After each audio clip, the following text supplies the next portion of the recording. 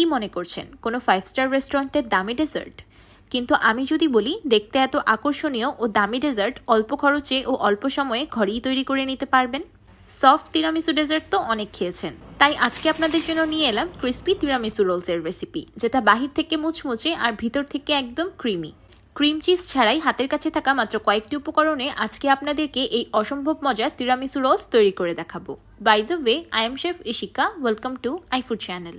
Tiramisu rolls বানানোর জন্য প্রথমে একটি মিল্ক পটে দিয়ে দিচ্ছি 2টি ডিমের কুসুম, সেই সাথে দিয়ে দিলাম 20 গ্রাম চিনি আর 20 গ্রাম কর্নফ্লাওয়ার। এবার একটি উইক্সের সাহায্যে সবকিছু একসাথে খুব ভালোভাবে মিশিয়ে একটি ক্রিম তৈরি করে নেব। এই সময় কিন্তু চুলার ফ্লেমটা অফ আছে। আমি মুখে গ্রামের মাপ বলেছি আর ভিডিওতে কাপের মাপ লিখে দিয়েছি আপনাদের সুবিধার জন্য। এবার দিয়ে দিলাম 200 ml ফুল ক্রিম লিকুইড দুধ আর হাফ চা চামচ কফি এসেন্স। এবার আবারও সবকিছু একসাথে খুব ভালোভাবে মিশিয়ে নিব। সবকিছু একসাথে মিশিয়ে নেওয়ার পর চুলার ফ্লেমটাকে অন করে দিব। এবার চুলার একদম লো হিটে একটি উইক্সের সাহায্যে কন্টিনিউয়াসলি নেড়ে ক্রিমটাকে তৈরি করব। ক্রিমটা খুব দ্রুত ঘন হয়ে আসবে, তাই নাড়া কোনো মতেই থামানো যাবে না আর চুলার ফ্লেমটাকে বাড়ানো যাবে না। ক্রিমটা যখন এমন ঘন হয়ে আসবে তখন চুলার ফ্লেমটাকে অফ করে দিব। চুলার ফ্লেমটা অফ করে দিয়ে দিলাম 1 চা চামচ বাটার। আপনারা ইচ্ছে করলে এই বাটারটাকে স্কিপও করতে পারবেন, কিন্তু আমি রেকমেন্ড করব বাটারটা দেওয়ার, এতে করে ক্রিমটা খুব বেশি স্মুথ আর ফ্লোই হয়ে যাবে। ক্রিমটা চুলা থেকে নামানোর সময় কনসিস্টেন্সিটা ঠিক এমন হবে। এবার গরম থাকা অবস্থায় আমি ক্রিমটাকে একটি বাটিতে ট্রান্সফার করে নিচ্ছি। আমি ক্রিমটাকে উপর থেকে একটি ক্লিং র্যাপ পেপার দিয়ে কভার করে দিচ্ছি, যাতে উপরের সাইডটা ড্রাই না হয়ে যায়। এবার এই কাস্টার্ড ক্রিমটাকে ফ্রিজে রেখে দিব ঠান্ডা হওয়ার জন্য। আমি একটি প্লেটে 5টি ফিলো পেস্ট্রি শিট নিয়ে নিয়েছি। এবার আমি এই ফিলো পেস্ট্রি শিটগুলোকে ঠিক মাঝ বরাবর কেটে হাফ করে নিব। আপনারা যে কোনো সুপার শপে বা মুদি দোকানে এই ফিলো পেস্ট্রি শিটগুলো কিনতে পেয়ে যাবেন। রোল বানানোর জন্য আমি এমন একটি পাইপ নিয়ে নিয়েছি। আমি কিছু ফয়েল পেপার ছোট ছোট করে কেটে রেখেছিলাম। এবার প্রথমে ফয়েল পেপারটাকে পাইপে রোল করে মুড়িয়ে নিব। এবার কেটে রাখা অর্ধেক ফিলো পেস্ট্রি শিট ফয়েল পেপারের উপর মুড়িয়ে নিব। লাস্টের অংশটাকে সিল করার জন্য আমি ময়দা আর পানি গুলিয়ে একটি মিশ্রণ তৈরি করে রেখেছিলাম। আঙুলের সাহায্যে সেই মিশ্রণটা দিয়ে লাস্টের অংশটাকে সিল করে নিলাম। এবার আলতো হাতে টেনে পাইপ থেকে ফয়েল পেপারটাকে বের করে নিব। আমার একটি রোল তৈরি হয়ে গিয়েছে, আমি আপনাদেরকে আরও কয়েকটি রোল তৈরি করে দেখাচ্ছি। আপনাদের হাতের কাছে এমন কোনো পাইপ অ্যাভেলেবেল না থাকলে আপনারা এখানে যে কোনো লাঠি, চিকন বোতল, বেলুন যে কোনো কিছু ব্যবহার করতে পারবেন। আবার ইচ্ছে করলে লেখালেখির কাগজ বা নিউজ পেপার রোল করেও এমন একটা পাইপ তৈরি করে নিতে পারবেন। এই রোলগুলো বানানো খুবই ইজি, একবার চেষ্টা করলেই পারবেন। আর রোলগুলো বানাতেও কিন্তু একদম কষ্ট হয় না। আমার কাছে কিন্তু এই কাজটা ফান লেগেছে। আমার সবগুলো রোল তৈরি করা হয়ে গিয়েছে। এবার আমি ফিলো পেস্ট্রির রোলে অয়েল ব্রাশ করে দিব। আপনাদের হাতের কাছে ফয়েল পেপার অ্যাভেলেবেল না থাকলে আপনারা এখানে বেকিং পেপার বা কলা পাতাও ব্যবহার করতে পারবেন। যে কোনো উৎসবে, আয়োজনে, দাওয়াতে বা টি পার্টিতে এমন একটা ডেজার্ট আইটেম থাকলে কিন্তু আর কিছুই লাগবে না।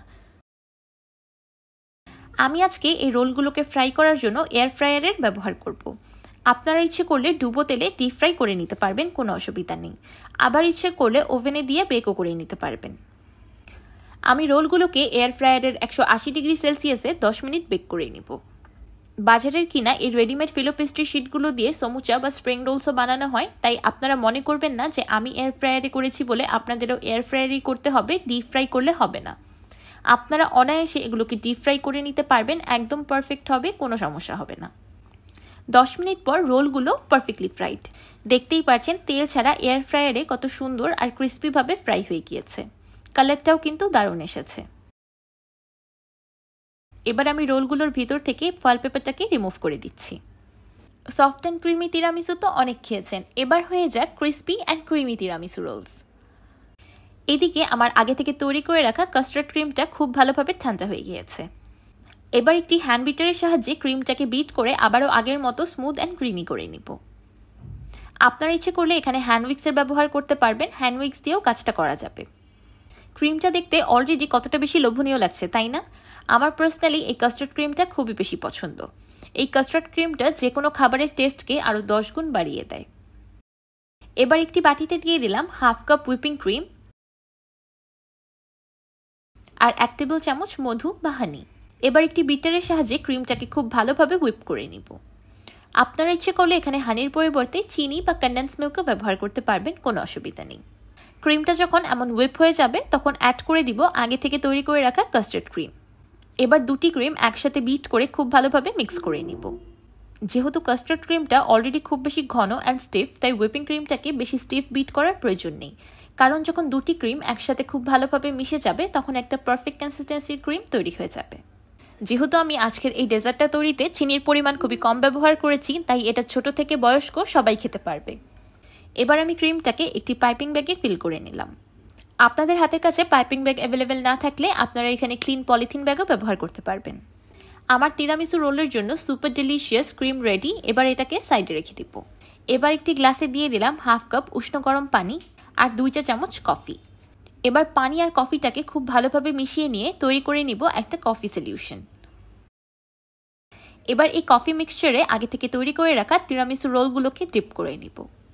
ডিপ করে বেশিক্ষণ রাখার প্রয়োজন নেই, তাহলে রোলগুলো সফট হয়ে যাবে। জাস্ট একবার করে ডিপ করেই তুলে ফেলতে হবে। এতে করে রোলগুলোতে খুব সুন্দর একটা মাইল্ড কফি ফ্লেভার চলে আসবে আর রোলগুলো সফটও হবে না। এবার আগে থেকে তৈরি করে রাখা ক্রিমটাকে তিরামিসু রোলে ফিল করে দিব। এবার তিরামিসু রোলটাকে আমি কোকো পাউডারে কোট করে নিচ্ছি। তিরামিসু তৈরি করব কিন্তু কোকো পাউডার ব্যবহার করব না, সেটা তো হতেই পারে না, তাই না? কারণ তিরামিসু আর কোকো পাউডারের কম্বিনেশন চির অটুট। রোলের ভিতর ক্রিমটাকে ফিল করার পর কোকো পাউডারে কোট করতে আমার একটু অসুবিধা হচ্ছিল, তাই আমি পরবর্তীতে আগে রোলগুলোকে কোকো পাউডারে কোট করে নিয়েছি, পরে ক্রিমটাকে ফিল করে নিয়েছি। আপনাদের যেভাবে সুবিধা হয় আপনারা সেইভাবে আগে পরে করতে পারবেন, এটাতে কোনো অসুবিধা নেই। আপনারা ইচ্ছে করলে এখানে এই কাস্টার্ড ক্রিম আর হুইপিং ক্রিমের পরিবর্তে ক্রিম চিজ দিয়েও সেম এই রেসিপিটাকে বানাতে পারবেন। তো তৈরি হয়ে গেল crispy outside and creamy inside tiramisu rolls. দেখতে কিন্তু কোনো অংশেই কোনো ইটালিয়ান 5 স্টার রেস্টুরেন্ট থেকে কম লাগছে না। এমন একটা আকর্ষণীয় ডেজার্ট যদি ঘরেই তৈরি করে নেওয়া যায় তাহলে রেস্টুরেন্টে গিয়ে খাওয়ার কি প্রয়োজন বলেন তো? এই তিরামিসু রোলগুলো যদি আপনারা একবার বাসায় তৈরি করে খান তাহলে এটার ফ্যান হয়ে যাবেন গ্যারান্টিড।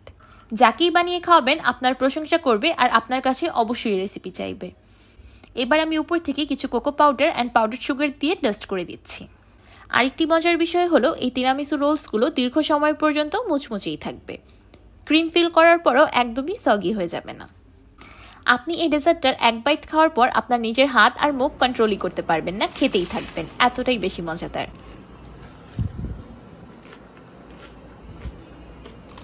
আমার আজকের এই unique, different and delicious tiramisu rolls রেসিপিটি আপনাদের কাছে কেমন লাগলো আমাকে অবশ্যই কমেন্ট করে জানাবেন। ভিডিওটি ভালো লাগলে একটি লাইক দিবেন আর আমার চ্যানেল সাবস্ক্রাইব করে আমার চ্যানেলের পাশেই থাকবেন। আল্লাহ হাফেজ।